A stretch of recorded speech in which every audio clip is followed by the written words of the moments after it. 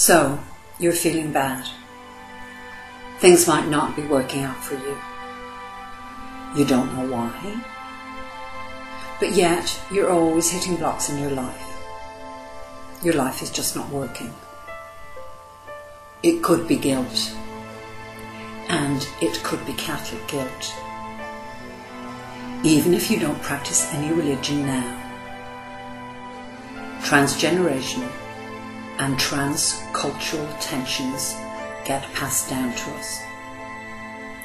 Which is a way of saying you could be carrying a legacy of guilt from the past.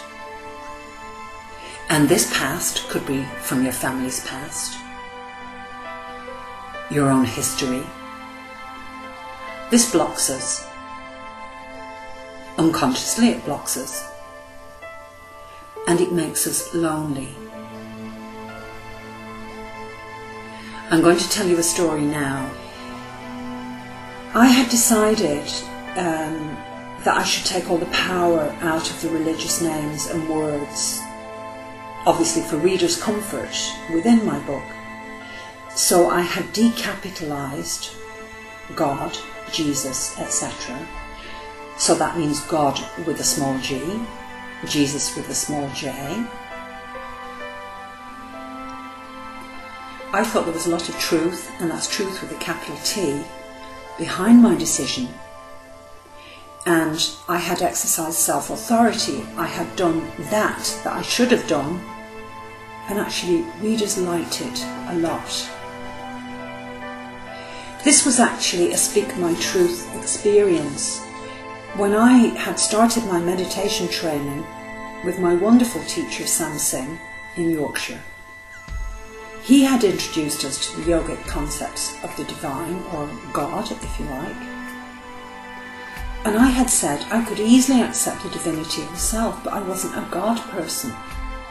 But of course, that was fine, because it is fine in spirituality. So let me just go back a little bit, and I'll read from my book the paragraph just before I explain what I'm doing about taking the power out of the religious speak.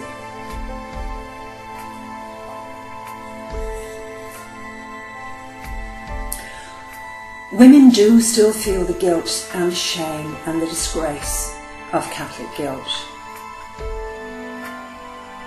I suppose basically I don't care anymore about all that putting on, appearances stuff and thinking, oh, this is important.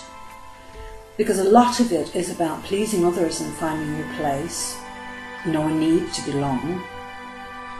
And I don't have that all the time anymore, so I don't have a need to feel guilty about it. However, other women do. Some of these women gave me their accounts, even though it was difficult for them to do so.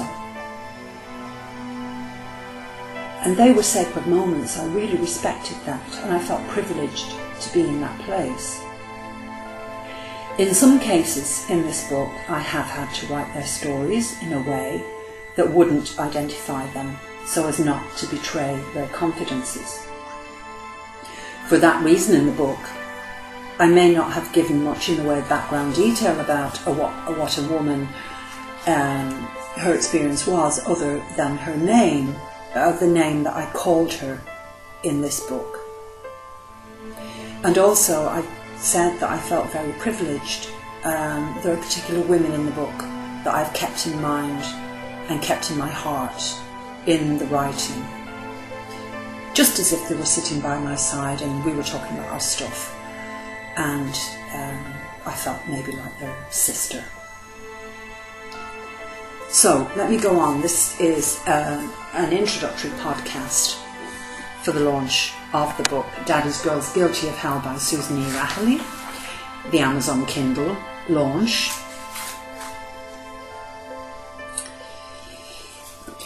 So this is the launch podcast for this week, 18th of November 2011, and I'm doing this podcast here from West Cork in Ireland. And over the next 3 weeks, I'll be podcasting on the 3 major issues I write about in this book. And the three major issues and the way that they affect your lives are relationships, sex and sexuality, and intuition. Please listen in next week, and I look forward to sharing more with you. So, my book is on sale in Amazon's Kindle shop. It is also on my website, www.suzanneyoga.com. There's a PDF downloadable version, so that means you can download the book file and print it or read it on the screen. That's on the website. It's in the shop, and it's also in the cafe area on the books section. Namaste. This is for your healing. Susan.